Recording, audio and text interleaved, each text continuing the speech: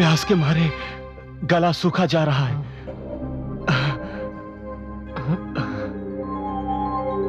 वो देखो सरोवर।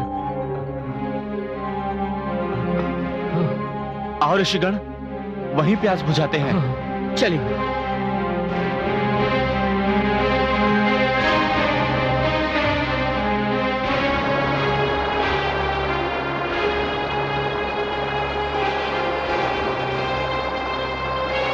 आइए।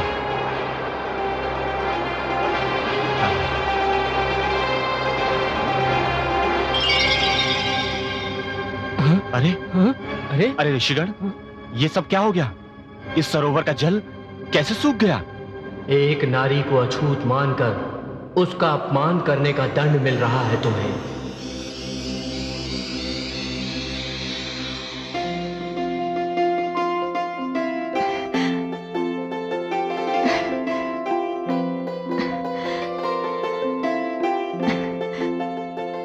मैं ये बेर चुनकर लाई हूं, खा लीजिए।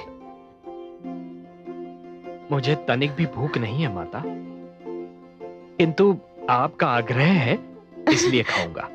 आप ही के हाथों से खाऊंगा। वहां नहीं माता, यहां बैठिए, बैठिए।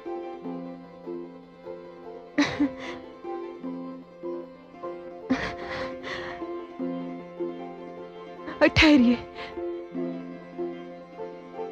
कहीं खट्टा ना हो, चख लो।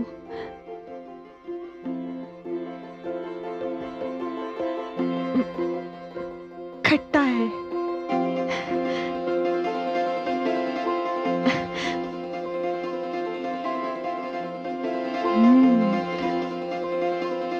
मीठा है, बहुत मीठा है।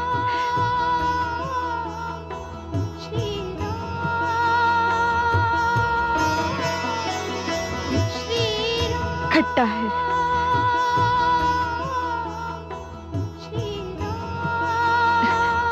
लो।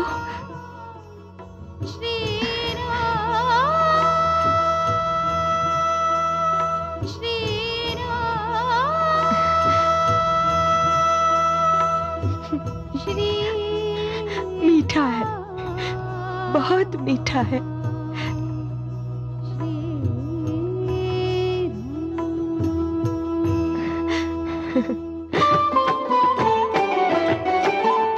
प्रेम दृष्टि भरि भाव अनूठे, शबरी बेर खिलावत झूठे। स्नेह बिना सब व्यंजन फीके, स्नेह पगे फल अतिशय नीके। स्नेह पगे फल अतिशय नीके। चुन चुन मीठे बेर खिलाए, निरखत राम अश्रु भर लाए। ना कोई ऊंच नीच नहीं कोई, समदर्शी प्रभु मानत सोई। समदर्शी प्रभु मानत सोई।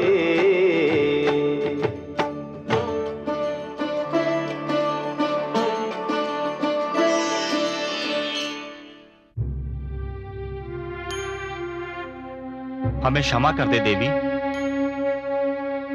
हमें क्षमा कर दे, नहीं तो हम भूख प्यास से तड़प तड़प के मर जाएंगे। हे राम, ये वही ऋषि हैं जो इस आश्रम में रहते थे। फिर तो इनका यही दंड है और इन्हें यह दंड भोगना ही होगा। हम क्षमा याचना करते हैं श्री राम। मैं कौन होता हूं आपको क्षमा करने वाला?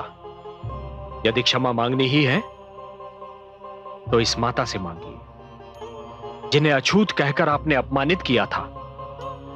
देवी, हम लज्जित हैं, हमें क्षमा कर दो। हाँ हाँ, हमें क्षमा कर दो। यदि मेरे क्षमा करने से आप सबका संकट दूर होता है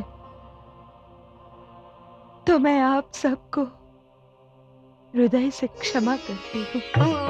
धन्य हो देवी, धन्य हो। इस बात का सदैव ध्यान रहे कि मनुष्य उच्च या नीच केवल अपने कर्मों से होता है, अपने जन्म से नहीं। ये देवी उच्च हैं क्योंकि इनके कर्म महान हैं। यदि आपने इनसे क्षमा याचना नहीं की होती और इन्होंने आपको क्षमा नहीं किया होता तो अपने उस नीच कर्म के कारण आप सब सदैव नीच ही रहते। अब जाइए यहां से।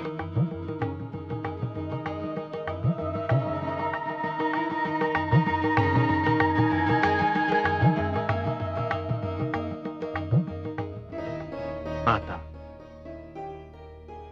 आपके पास से हटने को मन तो नहीं करता, किंतु माता हम किसी एक विशेष उद्देश्य से आए हैं। हमारी यात्रा बड़ी लंबी है, कठिन है, इसलिए माता आपसे अनुमति चाहेंगे। अनुमति? जिसने सारा जीवन आपकी राह देखी हो, जिसका जीवन आपकी प्रतीक्षा का दूसरा नाम था, वो अपने मुख से कैसे कहें कि आप उसके पास से एक क्षण के लिए भी दूर हो जाएं? हे राम, आपका नाम जीवन का सबसे बड़ा आनंद है। माता, आपके दर्शन जीवन सुख की चरम सीमा है। दोनों ही तो मिल गए। अब मुझे इस जीवन की क्या आवश्यकता है? आपके बिना मैं ये जीवन कैसे गुजारूंगी? होठों पर आपका नाम हो, आंखों में आपकी छवि हो, और मृत्यु आ जाए तो उस मृत्यु पर सहस्रों जीवन वार दूं। सहस्रों जीवन वार दूं। राम राम, जय श्री राम राम हे श्री राम, राम, जय श्री राम श्री राम, राम राम, हे श्री राम, राम राम हे श्री राम, श्री राम हे श्री राम राम, राम, श्री हे राम।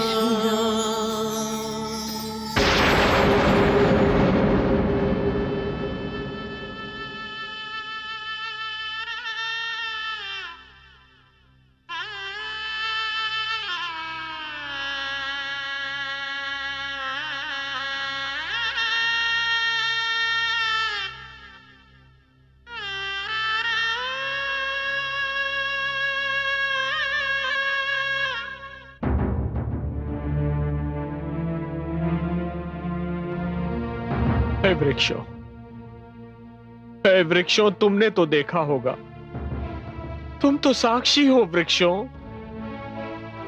वो दुष्ट असुर कहां ले गया मेरी प्रिय जानकी को?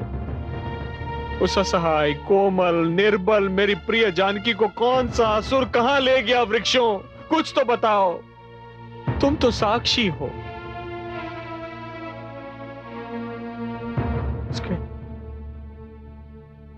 उसके वियोग के कारण मैं आतुर हो रहा हूं। मेरे मन का चैन छिन चुका है वृक्षों। मेरे नेत्रों की निद्रा हर चुकी है। कौन है वो दुराचारी, अन्यायी, अत्याचारी? कुछ तो बताओ वृक्षों। कहां है मेरी जानकी? कहां है मेरी जानकी? भ्राताश्री,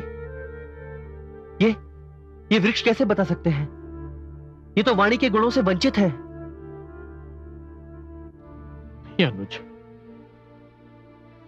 ये वाणी के गुण से वंचित नहीं है। कदाचित इनकी वाणी कान सुन न सके, किंतु हृदय इनके शब्द सुन सकता है, सुन सकता है अनुज। आम का पेड़ केवल आम का ही फल देता है, और यही उसका सत्य है। बबूल का वृक्ष फल नहीं देता, और वो उसकी वाणी का सत्य है। परंतु भ्राताश्री, यही वृक्ष मेरी भाभी श्री के हरण के मूक दर्शक थे। भ्राताश्री, भाभी श्री को हमें ही चलकर ढूंढना होगा, और उनका पता ये वृक्ष नहीं, इस वन के प्राणी ही बता सकते हैं। चलिए भ्राताश्री, हम इन वन के प्राणियों से ही पूछते हैं कि उन्होंने कुछ देखा अथवा नहीं।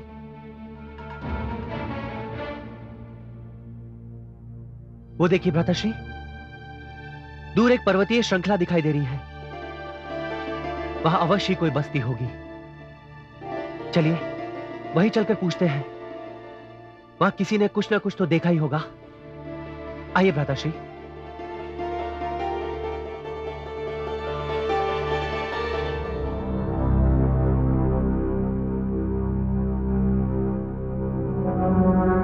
महाराज सुग्रीव, महाराज सुग्रीव, महाराज सुग्रीव, महाराज। मत पुकारा करो मुझे महाराज कहकर। मुझे ये शब्द सुनकर दुख होता है। अब मैं महाराज कहां? अब तो मैं वो शरणार्थी हूं जिसे भ्राता बाली ने अपने देश से निकाल दिया है। अब तो मैं एक विवश और दुर्बल प्राणी रह गया हूं, महाराज नहीं। क्षमा करें महाराज, आप जहां कहीं भी हो, जिस स्थिति में भी हो, हमारे लिए तो आप महाराज ही हैं। आपका राज तो हमारे हृदय पर है। और इस समय हम एक सूचना लेकर आए हैं। कैसी सूचना सेवक? कोई अशुभ सूचना तो नहीं? महाराज, हमने 2 तपस्वियों को इस ओर आते हुए देखा है। तपस्वी? कहीं भ्राता बाली ने मेरा वध करने के लिए दोनों को न भेजा हो। पवन पुत्र हनुमान कहाँ है? वो तो ध्यान मग्न है। जय श्री राम, जय श्री राम, जय श्री राम, जय श्री राम, जय श्री राम, जय श्री राम, जय श्री राम, जय श्री राम, जय श्री राम, जय श्री राम, जय श्री राम, जय श्री राम, जय श्री राम, जय श्री राम, जय श्री हे पवन सुत राम। अंजनी नंदन, आंखें खोलिए। जय।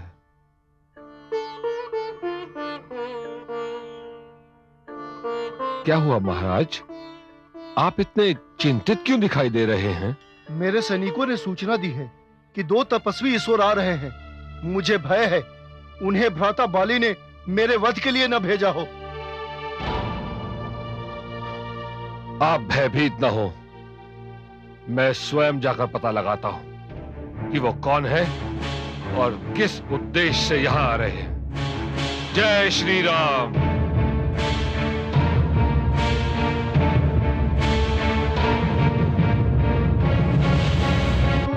भाभी श्री,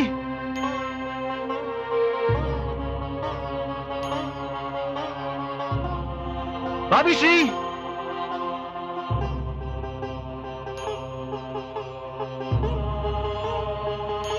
भाभी श्री।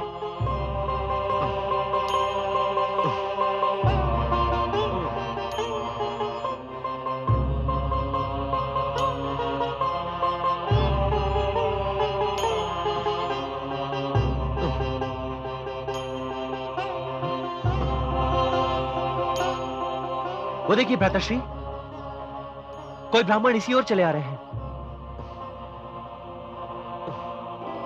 यहां अवश्य आसपास कोई आश्रम होगा। एक आश्रम भी दिखाई दे रहा है भ्राताश्री। भ्राताश्री, मेरा मन कह रहा है कि हमें इन ब्राह्मण के पास भविष्य के विषय में अवश्य कोई जानकारी प्राप्त होगी।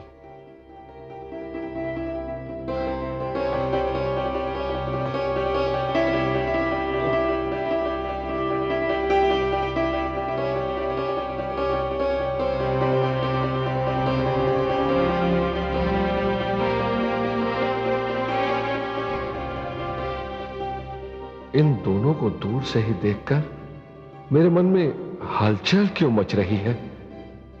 क्यों ये लग रहा है जैसे मैं इन्हें युगों से जानता हूं? कौन है ये? मेरा हृदय क्यों इस प्रकार धड़क रहा है जैसे छाती चीर कर बाहर आ जाएगा? वो दिन आ ही गया देवी, जिसके लिए मैंने धरती पर अवतार लिया है। मुझे भी बताइए देवाधिदेव, आप किस दिन की बात कर रही हैं? देवी, पवन सुत हनुमान धरती पर मेरे अवतार हैं। मैं उनके रूप में इसलिए अवतरित हुआ हूं कि मुझे राम के रूप में अपने आराध्य श्री विष्णु की सेवा करनी। मैंने उन्हें वचन दिया था कि जब वो राम अवतार लेंगे मैं सेवक बन के जन्म लूंगा, उनकी सेवा करूंगा। आपके मुख पर अपार आनंद की छाया देखते ही मैं समझ गई थी कि अवश्य ही आज कोई अनोखा दिन है। हाँ देवी, आज मेरे आनंद की सीमा नहीं। आज के दिन हनुमान के रूप में मेरे अवतार भक्ति और सेवा का नया इतिहास रचेंगे। संसार के लिए सेवा और भक्ति का स्रोताधार बन जाएंगे।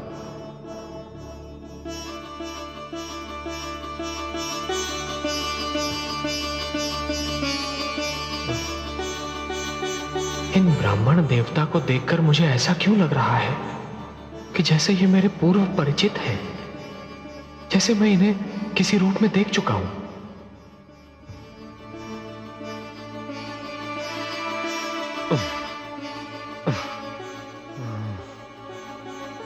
हे आचार्य, क्या मैं आपका परिचय पाने का सौभाग्य प्राप्त कर सकता हूं? मैं एक वृद्ध वेद पाठी ब्राह्मण हूं।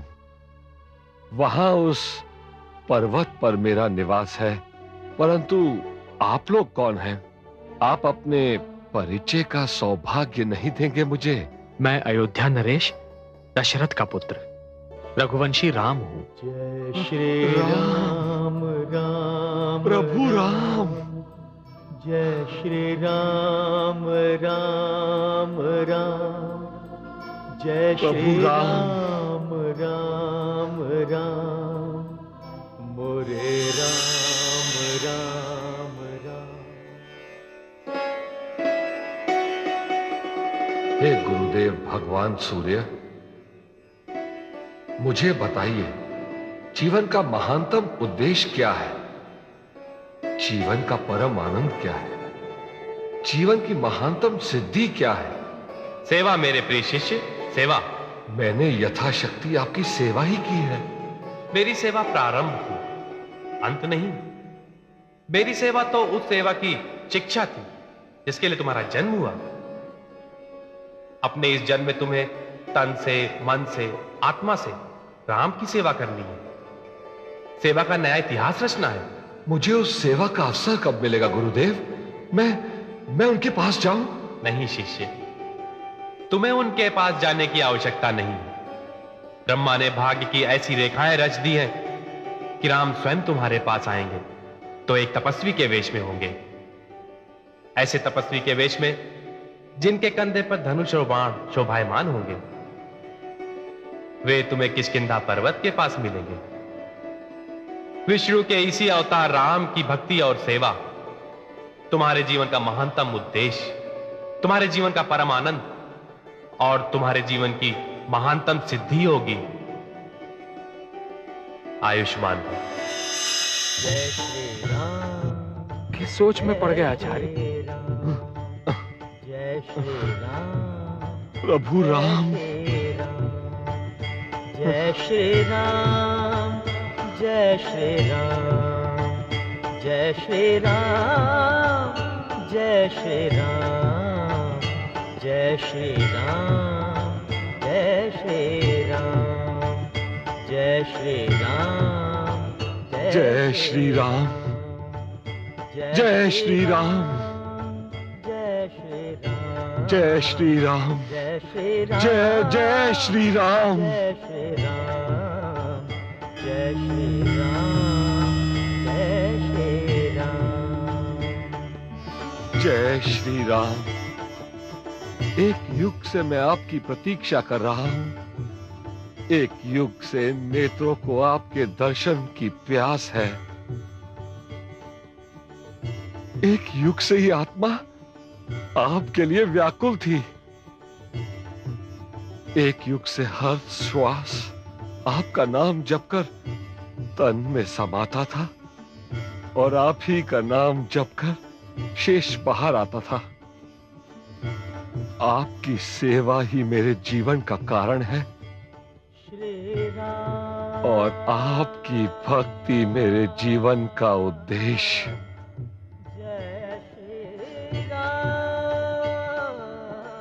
मुझे क्षमा कीजिए, मैं आपको आगंतुक समझकर ब्राह्मण के वेश में आपको पहचानने के लिए आया।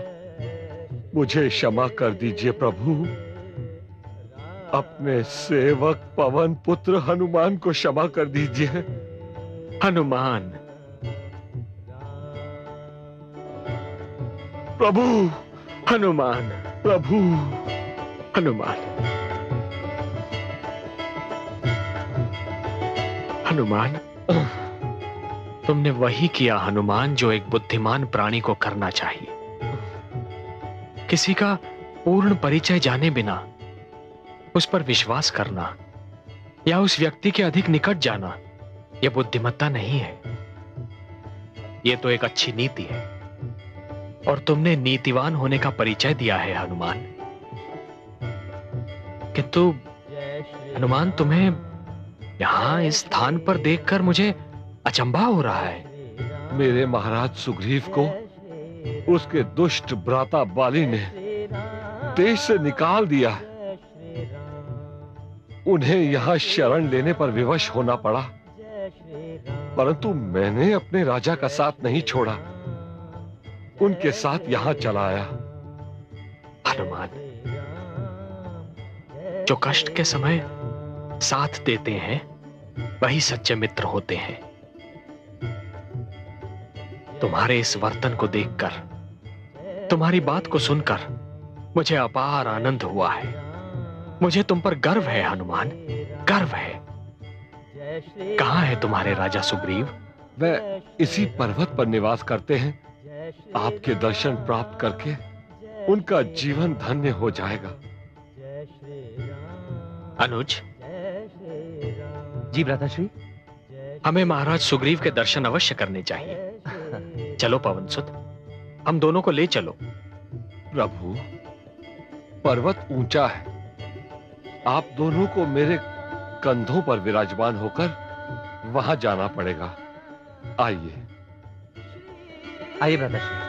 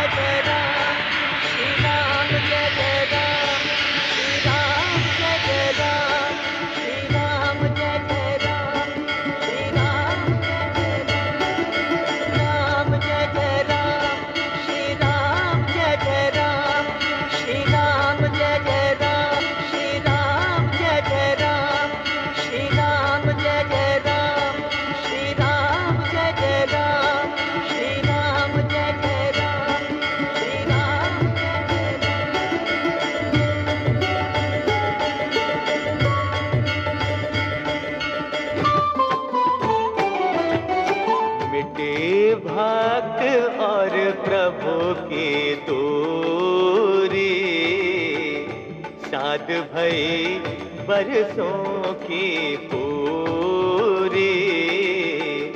राम लखन कांधे बैठाए, हनुमत किष्किंधा ले आए, हनुमत किष्किंधा ले आए।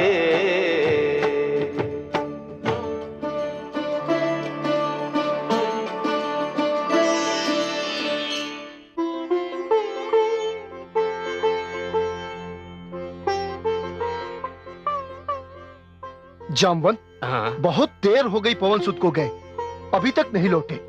जाने क्या बात है। जय श्री राम। लीजिए, आ गए पवन सुत, और उनके कंधों पर 2 तपस्वी भी हैं, जिनके विषय में वो जानकारी लेने गए थे। यदि पवन सुत उन्हें अपने साथ ला रहे हैं तो ये स्पष्ट है कि वे हमारे शत्रु नहीं हैं।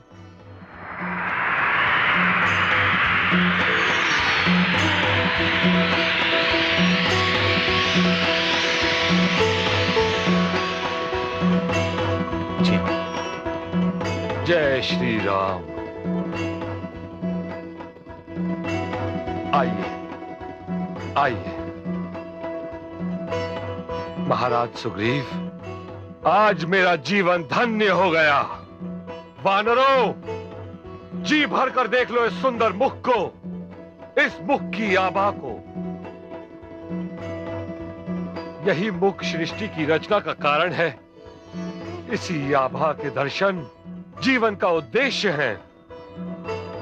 जी भर के निहार लो इसे।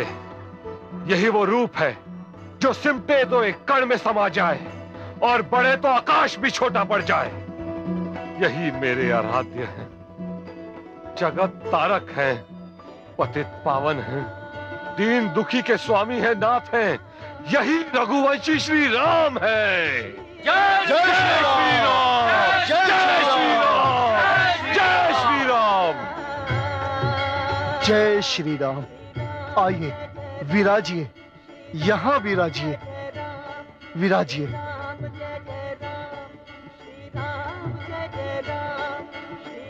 धन्यवाद महाराज सुग्रीव। महाराज का शब्द मेरे कानों सुइया चुभ होता है। श्री राम, मेरे भ्राता बाली ने मुझसे सब कुछ छीन लिया है।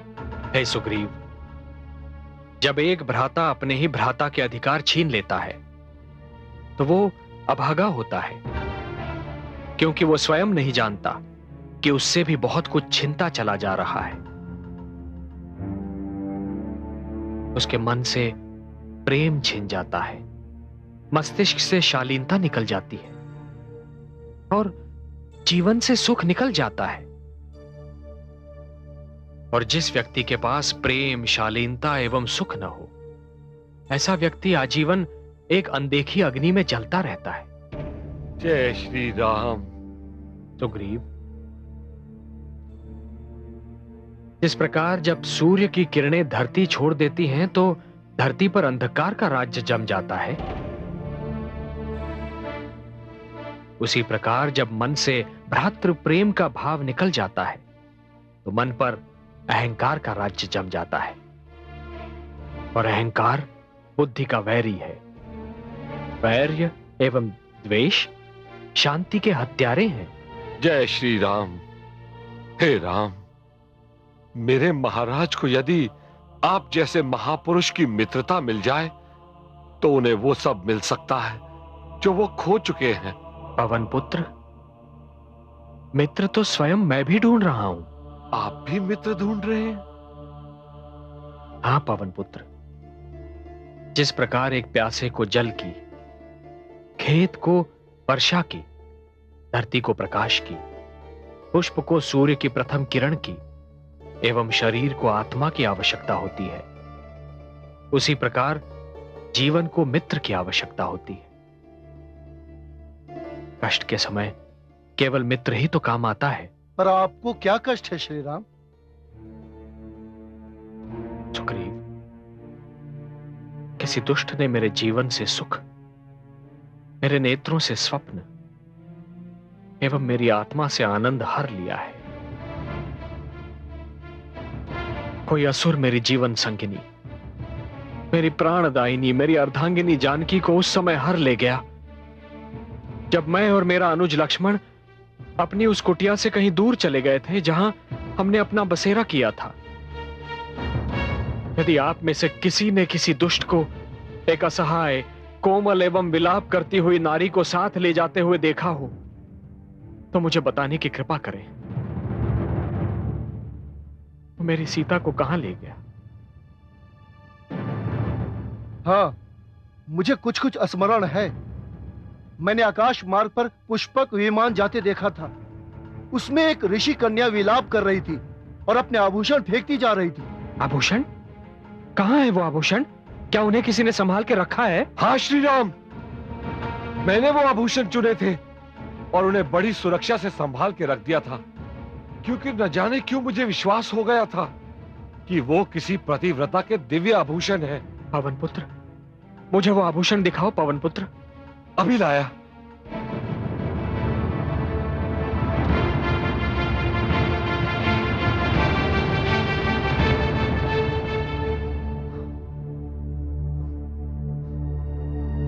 लीजिए।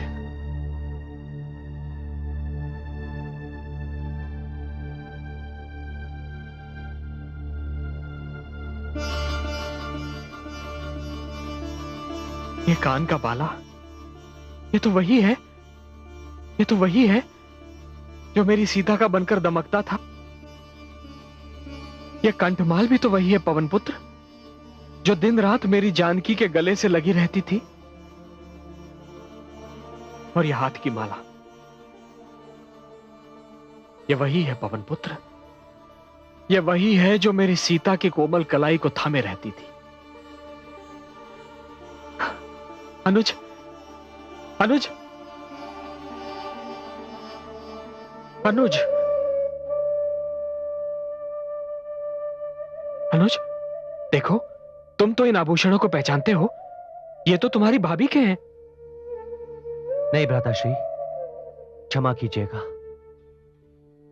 क्योंकि मेरी दृष्टि सदैव मेरी भाभी श्री के चरणों पर ही स्थिर रही है। मैंने अपनी भाभी श्री के चरणों के ऊपर आज तक नहीं देखा भ्राताश्री। तो फिर मैं कैसे बता सकता हूं कि उनके कान के बाले कैसे हैं, उनके गले की कंठमाला कैसी है, उनकी कलाइयों की माला कैसी है। हां भ्राताश्री, इन बिच्छुओं की जोड़ी के बारे में बता सकता हूं, जो सदैव मेरी भाभी श्री के चरणों की शोभा बढ़ाया करती थी। मेरी भाभी श्री के चरण और उनके आभूषण मेरे मन, मेरी आत्मा पर अंकित है। भ्राताश्री, ये बिच्छुओं की जोड़ी मेरी भाभी श्री की है।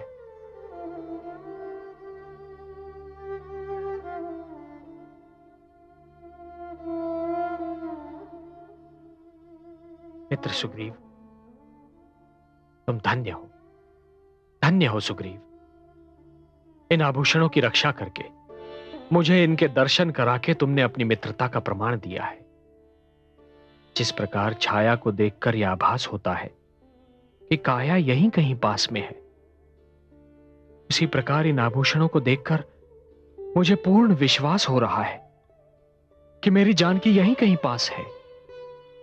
उसे इसी मार्ग से कहीं ले जाया गया है। आप चिंता न करें, मेरे वानर सैनिक चारों दिशाओं में देवी सीता को खोजेंगे और पता लगा लेंगे कि वे कैसी हैं और कहां हैं। सुग्रीव, तुमने अपनी मित्रता का प्रमाण दे दिया। अब राम की मित्रता स्वीकार करो। आज से तुम्हारा मित्र मेरा मित्र और तुम्हारा शत्रु मेरा शत्रु। जय श्री राम, जय श्री राम, जय श्री राम।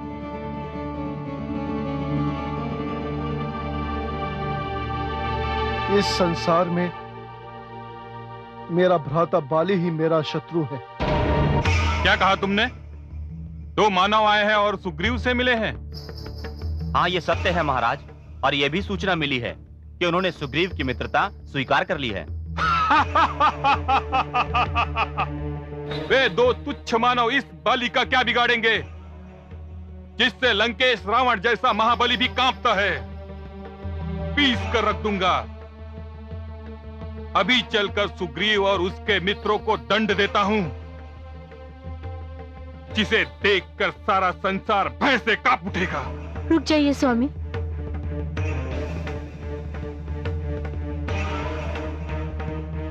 रुक जाइए स्वामी, आप वहां जाने की भूल कदापि न कीजिएगा। मत रोको मुझे। इससे पहले सुग्रीव और उसके नए मित्र मेरे विरुद्ध कोई षड्यंत्र रचे, मैं उन्हें समाप्त कर देना चाहता हूँ। पर आप ये भूल रहे स्वामी कि आपको ऋषि ने शाप दिया था, यदि आपने उस पर्वत पर पग भी रखा तो आपके सिर के 100 टुकड़े हो जाएंगे। मैं आपको अपने सुहाग की दुहाई देती हूँ स्वामी, आप उस पर्वत पे ना जाइएगा।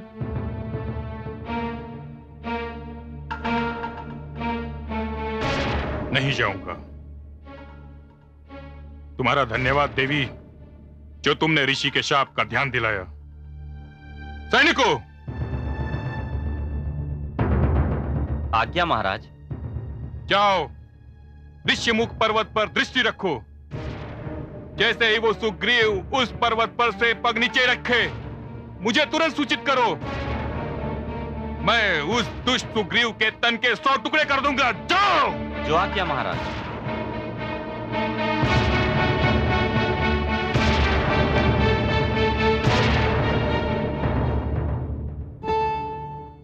मित्र सुग्रीव, मैंने तुमसे कहा है कि तुम्हारा मित्र अब से मेरा मित्र होगा एवं तुम्हारा शत्रु मेरा शत्रु। किंतु शत्रु शब्द सुनते ही तुम्हारे मुख से अपने ही भ्राता बाली का नाम आया था सुग्रीव। हाँ श्री राम, दुर्भाग्यवश मेरा भ्राता ही मेरा शत्रु बन बैठा है। क्यों सुग्रीव? बाली का मन भ्रष्ट क्यों हुआ? मुझे बताओ मित्र। आपको नहीं बताऊंगा तो और किसे बताऊंगा? इस संसार में आप ही तो मेरे परम मित्र हैं।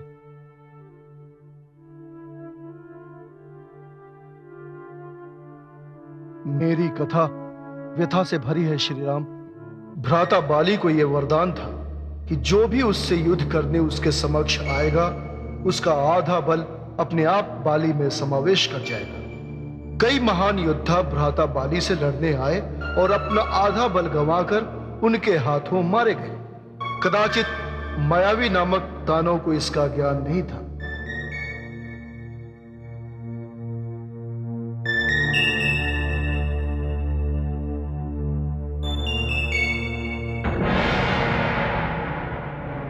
ओ बाली, मैंने सुना है बड़ा घमंड है तुझे अपने बल पर।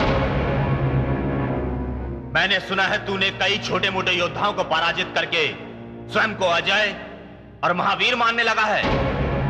आज मैं तुझे बल और शक्ति की परिभाषा बताने आया हूं। देख दुष्ट, आज मायावी तेरी क्या दशा करता है। बाहर निकल, बाहर निकल बाली। क्यों, भयभीत हो गया क्या? आजा बाहर। कौन है यह दुष्ट जिसके कारण मुझे कच्ची निद्रा से उठना पड़ा? कोई दुष्ट असुर प्रतीत होता है महाराज।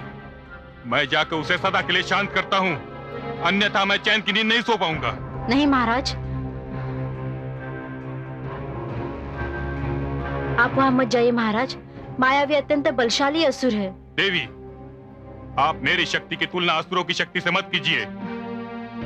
आप भूल गई कि रावण जैसे महाबली की मैंने क्या दशा की थी। 3 माह तक कांख में दबाए रखा था। ये मायावी मेरे समक्ष क्या है?